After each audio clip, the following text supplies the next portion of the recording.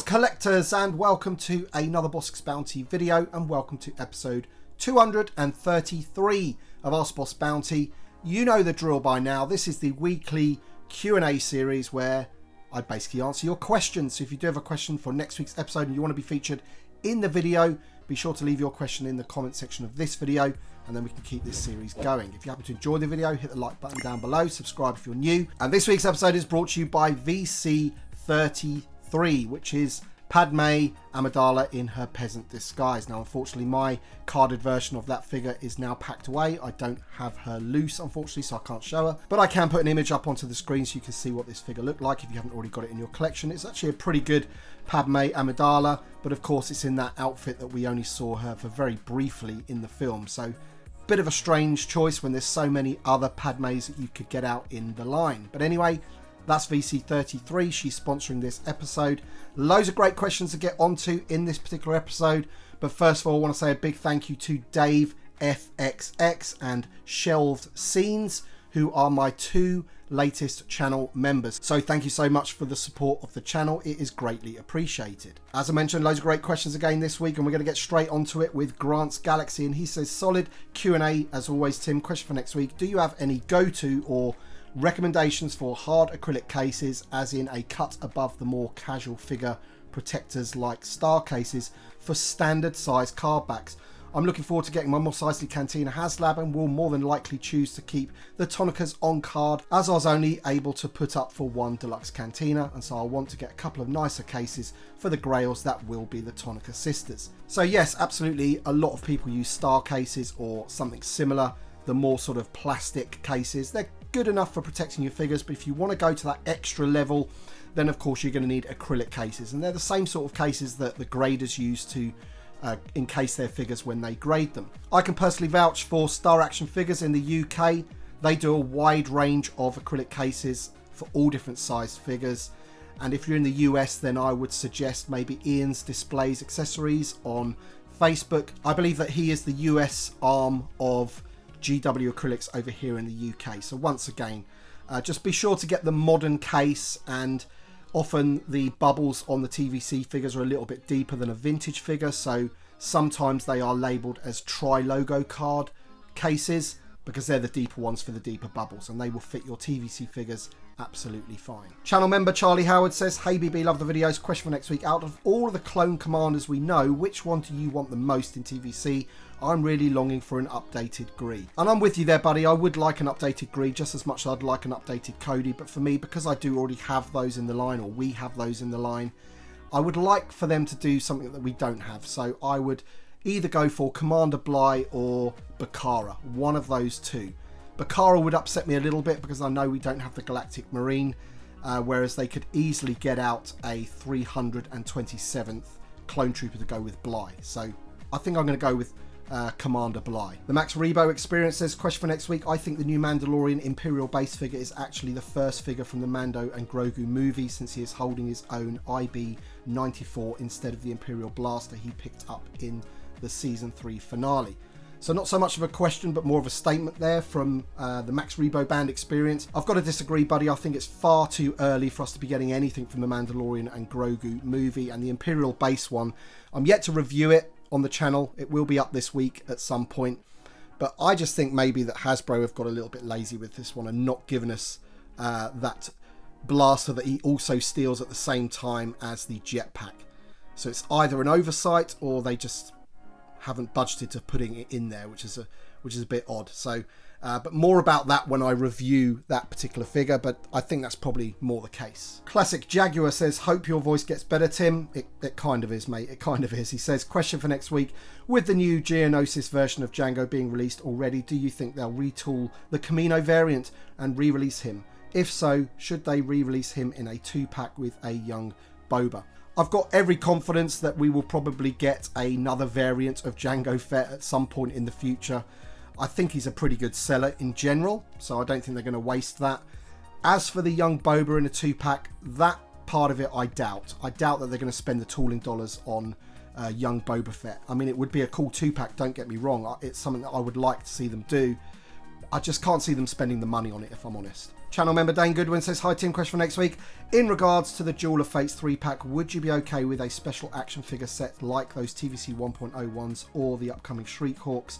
I know Maul and Qui-Gon have TVC card backs, so do you think they would need a second version? Yeah, so with regards to that, don't panic everybody, there is not a 3-pack announced or anything. This is regarding something that I was talking about on last week's episode, in the fact that all 3 of those figures, in my opinion, desperately need an update, and it would be pretty cool, considering they've got it in the Black series, that we got something similar.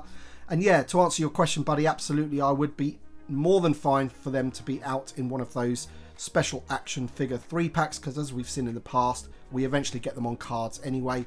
The Luke 3-pack and the ARC Trooper 3-pack, all of those eventually came out on their own card backs, which, again, I'm totally fine with them doing that. If it's a way of getting them out, brand new tooling for all 3, if they want to make double the money that way, I'm totally fine with it.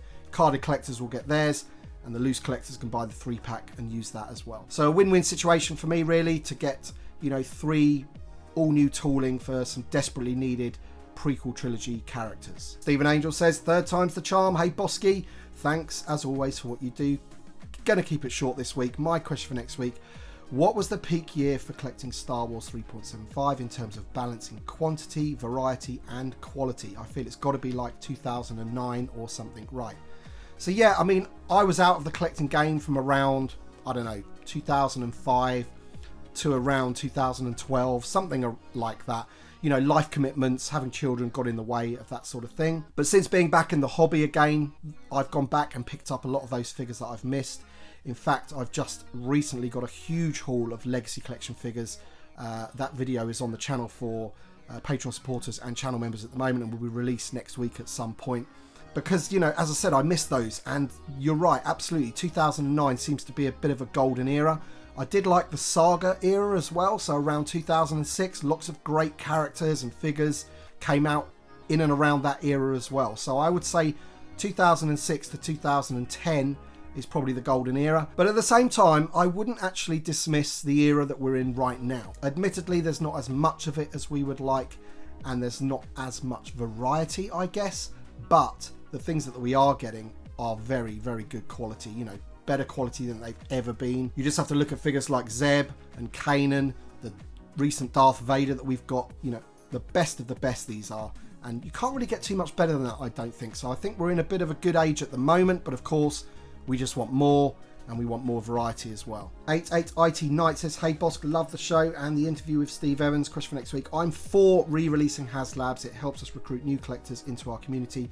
You mentioned most of your viewers and most vintage collection collectors are older men. I'm guessing most of us can afford a HasLab if we want to, and for the most part toys are really not the best financial investment.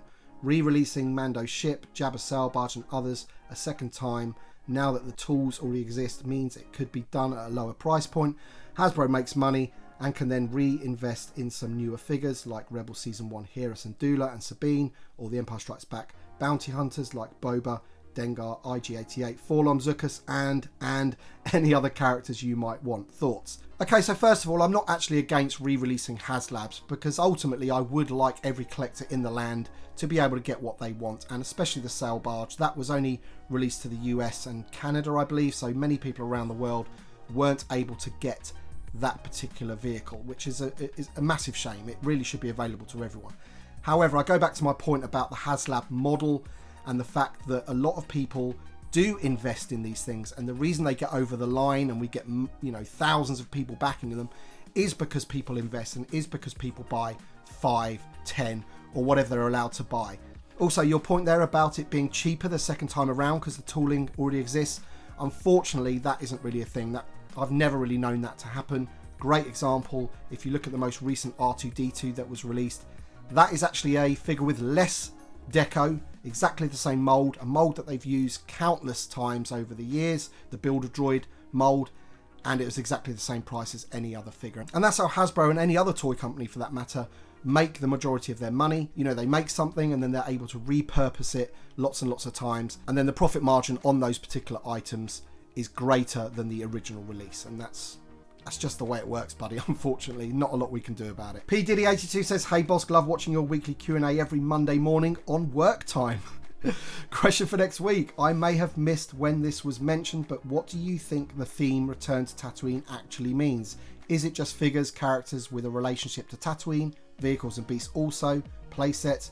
I know we got the Cantina, restricted to episode 4, 5 and 6, or expanded to the other movies and series. What are you expecting, hoping for from this 12-month theme Return to Tatooine? Thanks. So my personal thoughts on this is that for the majority it will probably focus in and around the Cantina stroke episode 4 Star Wars A New Hope. Purely because of obviously the figures that we're getting pipelined, obviously the Cantina itself, and I just think other things that will be released will be things kind of loosely linked to that, if you like. That doesn't mean to say that I don't think that there will be other things from Tatooine included from other media. That is not the case. There could be Mandalorian stuff, there could be episode 1 stuff. There really could. Sky's the limit with it, honestly. In terms of actual items that could be released, I think it's not going to be restricted just to figures. I think we'll see vehicles, playsets, whether that's plural or singular, whether it's just one playset, one vehicle, 2 vehicles, who knows? I don't know. But I think we'll see something of each type of release come out for Return to Tatooine. And I just got to shout out my buddy Chris from Banter Skull. Actually, he just wrote an article about Hammerhead and how he's worried that, you know, that's potentially going to be a deluxe figure, and if so, it's going to be on one of those slightly bigger cards like Cobb Vanth's on. And I've got to say, Hasbro, if you're listening, please, just for that occasion, please try and get Hammerhead on the standard sized card back. He's an original 96 figure.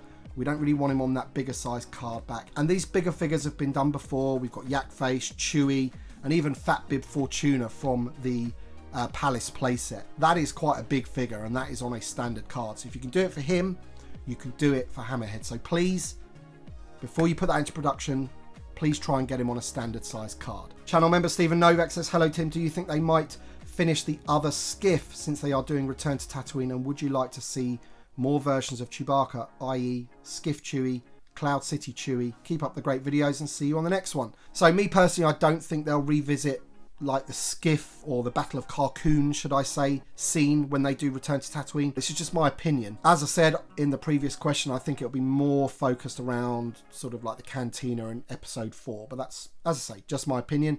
In terms of Chewies, yes, absolutely. Now we're going to be getting that retooled Chewie, an updated Chewie, then I would love to see them do other kinds of Chewie. The one that we desperately do need is actually the one that you mentioned there, which is the Cloud City Chewie, because we need a new C-3PO as well that actually comes apart with the netting. That would be awesome. But the other one that you mentioned, the Skiff Chewie, this is the one that I use for my Skiff. It's actually from the Deleted Scenes Legacy Collection because he's got that strapping on his leg. So this is actually after he's been wounded on the Skiff. But I just love the way that the hair on his head there looks all windswept and everything, because there's that great scene as they're coming in to the Sarlacc pit, if you like, and his hair is all like blowing in the wind and everything. I think it's a really good representation of Chewie. When I have him standing in my Skiff, you can't actually see that bandage on his leg, so I think it looks great in that particular scene. So if they could, you know, give us something like that as like a different Chewie, then great. Hoth Chewie as well, you know, with a bit of snow on him and stuff like that. That would be pretty cool as well. Marky D says, hi boss, question for next week. Do they make a star case that fits the mini card back that Salacious Crumb comes on in the new Jabba set? And do you think star case will eventually get round to making cases for the upcoming 7x9 deluxe card Steve Evans says will be standard going forward? I don't know what Starcase are going to be doing, or ProTech, I think it's the company that make them. I'm sure there'll be a company out there, there's loads of them these days, that will hopefully make something for us. Alternatively, you could go for those folded cases, which Star Action Figures do again. You know, loads of companies do those again, but Star Action Figures is where I get mine from. But I've got to admit, I'm not a massive fan of those. I don't really have too many of those in my collection. I go for acrylic or star cases. But those are great. You can get little hanger tabs for them as well that you can stick on to hang on the wall if you wanted to. And Star Action Figures have made many different sizes for many different characters and figures and different toy lines as well. So I'm sure, you know, when those bigger card backs come around, I'm sure Wayne will be busy, you know, creating one of those foldable cases for them. Alex Adevac says, great video as usual. Question for next week. Now that they have officially announced the Acolyte is cancelled, what's going to happen to the 3 TVC figures that were revealed? I pre-ordered the figs. Do you think they'll get cancelled too? Do you think we'll get more figures like Kelnaka, Thanks, my friend. Cheers from Texas. So this is all a bit of a mess, really, isn't it? The Acolyte's been cancelled, whether you agree with that or not, whether you like the show or not. It has been cancelled for a second season. But not only that, a lot of the merchandise has actually been taken off of the Disney store. So it looks like they're sort of, you know, brushing it under the carpet, as it were. When it comes to TVC and the figures that we've already been able to pre-order, the Jedi Master Soul, the May, and the Osha figure, I think it was, those three, I still think that those will come out. I think we're probably too far down the production for those to be cancelled. That's just my personal opinion. I still think those will come out. As for the two that have been pipelined, those two Jedis, who knows on those? You know, they may not end up doing those because they haven't put any pre-orders out there. They just pipeline them, basically. They might completely change direction. We've seen it before. We've seen them cancel things before after they've been revealed at certain cons and things like that. So that would not surprise me whatsoever. In terms of going forward, I would suggest, you know, Kelnaka and any other figure from the Acolyte is probably off the table, whether you like that news or not. Again, my personal opinion, but I just think that's the case. If you look at other media that hasn't done so well, Obi-Wan Kenobi, we haven't really seen too much from that since. The two sequel trilogy films, Rise of Skywalker and Last Jedi, we haven't seen any more come out for those at all. And there has to be a reason for that, right?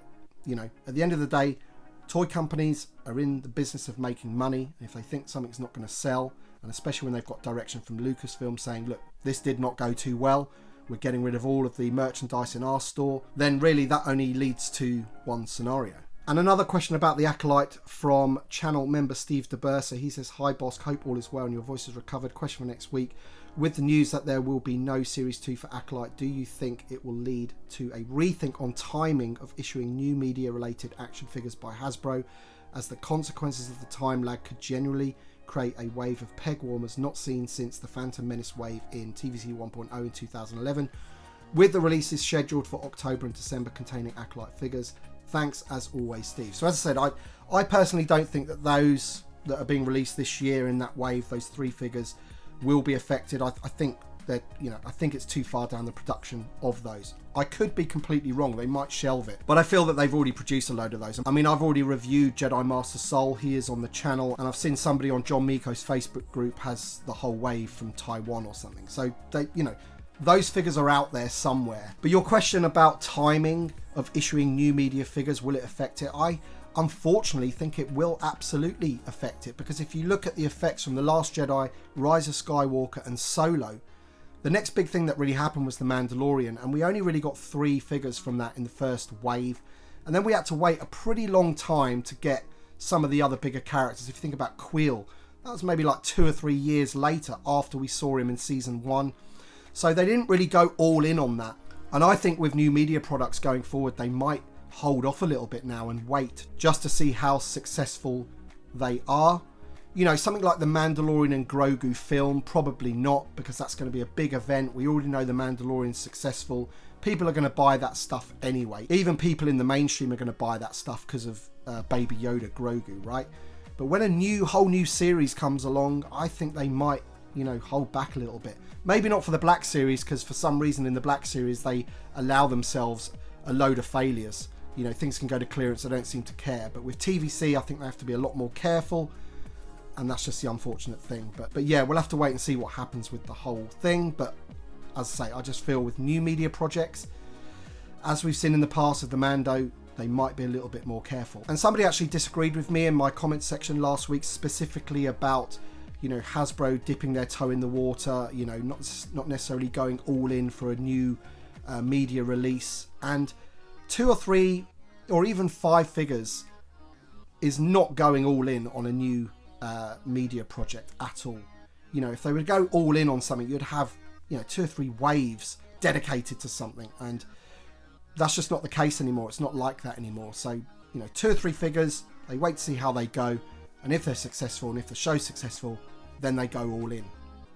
That's just my opinion on it anyway. Cobra Kai 84 says, hey Tim, question for next week. Steve Evans highlighted the return to Tatooine focus of 2025, as well as more deluxe figures coming in the line on card rather than in box. I would love to see a deluxe Luke Skywalker with floppy hat, poncho, rifle, and a sand trooper with backpack and heavy gun. What are your predictions and wants for deluxe figures? This is difficult, man, because I never like to sort of say a figure should be deluxe when ideally we just want him on a standard card at a standard price. When you're talking about Luke Skywalker and the floppy hat and the poncho and all that, I've got no doubt in my mind that you will get that figure at some stage in some way. Once we've got that new Luke Skywalker on the standard card back, they're not going to waste the opportunity. They're going to give you all of those extra accessories in a deluxe format in some way, shape or form. Sand Trooper, you know, for me, that's a standard figure. That's not a deluxe figure. That should be on a card back with his backpack, with his big rifle. That should not be deluxe whatsoever. Deluxe for me should be reserved for your big figures like your Ponkrells, possibly your Baze Malbuses, you know, things like that. Ones that have got big accessories. But as I say, I don't really like to sort of say, you know, this figure should be deluxe, because ultimately I want them on a card back standard price. Another thing regarding the Sand Trooper that people reminded me about, because I did actually forget this in my video for the Jetpack Trooper, is that this torso wasn't retooled for this particular figure. It is actually used for the Artillery Trooper as well, and maybe even for the Incinerator Trooper, I forget. But essentially, you know, this torso could be used for a Sand Trooper and his backpack, so that is already there for them to use. If you haven't checked out the reviews for the Jetpack Trooper, that is already on the channel, and Thrawn, already available for my Patreon supporters and channel members, will be made live on the channel this week. Kurt K6592 says, hi Tim, glad to hear you enjoyed Florida. Question for next week. Now that we have the playsets announced for this year, any thoughts on the options for 2025? The map ball scene from Ahsoka, a Hoth corridor, an Acolyte scene, Ian Butler and Landspeeder Luke sure have some beauties that would really go along with Return to Tatooine, like Obi-Wan's cave. Looking forward to your thoughts and feel better. Thank you, buddy. Yeah, 2025, I would imagine whatever play sets or play set, depending on how many we get released next year, will probably be linked to Return to Tatooine. Maybe not all of them, but at least one of them will be. So yeah, as you say, that could be potentially anything, couldn't it? That could be Obi-Wan's house, that could be Aunt Beru and Uncle Owen's house, it could be the docking bay. You know, there's loads of options that they could do, and you're absolutely right. Ian Butler and Landspeeder Luke do come up with some, you know, great things. And if we look at the forge that Landspeeder Luke, I think, did, and Ian Butler used the files and, you know, created for us and painted for us, Hasbro have actually ended up creating one themselves. So maybe they look at these things, who knows? Artificial Joe says, hey BB, a question for next week. There's something I noticed when watching the conversation between you and Steve Evans. He very casually mentioned that tooling lasts about 10 years. This was very subtle, and maybe I misunderstood, but this is something important for the community to know. Did you catch that in the interview? And if so, what are your thoughts? All my best, my friend. I absolutely did catch it. He was talking about the AT-AT, wasn't he? So I mentioned bringing out the AT-AT again. And he said, how old's that tooling, Tim? Because, you know, it doesn't last forever. He said something like that, and I'll have to see if we've still got it, sort of thing. And, you know, this leads me to sort of reinforce what I've been saying for a long time, in that I don't personally think that they still have the tooling for the Legacy Collection figures. Otherwise, we would have seen the Ugnaught when we got the Carbon Freezing Chamber. We would have seen the Rancor Keeper when we got the Jabba's Palace playset and they did the Return of the Jedi 40th anniversary. So, in my opinion, Steve's absolutely right when he says that. And maybe the tooling does only last, you know, 10, 12 years, something like that. All depends on, you know, where they keep it, how they store it, all that kind of stuff. Dorfid or Daffid, you'll have to remind me how you pronounce that, but he says, question, I've been seeing butterfly shoulder joints on Marvel stuff. I think 1 or 2 Black Series, I can't recall. Is 3.75 inch just too small for that kind of thing? I don't think those moving pieces are any smaller than wrist joints, etc.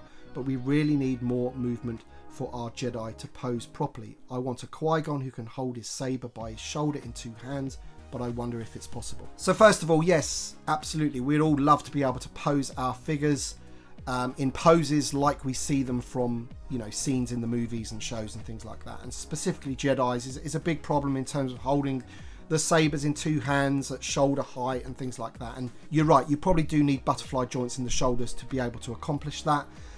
Is 3.75 too much of a small scale to be able to accomplish that?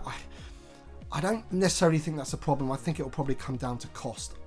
I would imagine the engineering that would go into making that possible at that smaller scale would certainly put up the price of our figures by a fair bit, I've got to say. I mean, that's just my opinion on it. I just think that that's probably what would happen. I think the engineering of that would cost a fair bit to do. But let me know in the comment section below if you think that's incorrect. Alright then guys, that's it for this week's episode. Be sure to watch my review of the new Jabba the Hutt, which I have set up here. I have this now set up pretty much how I'm going to have it set up in my display.